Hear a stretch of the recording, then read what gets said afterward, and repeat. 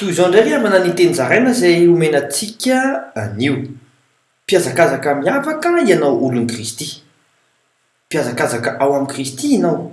Mikendry ahazo sady voninahitra avy any an-danitra. Araka ny voasoratra amin'ny Korinthiana voalohany toko 7.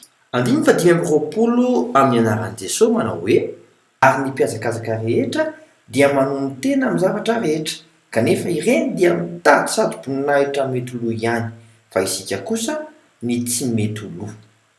Aza mifidy olona hitoriana ary dia ho azonao izany.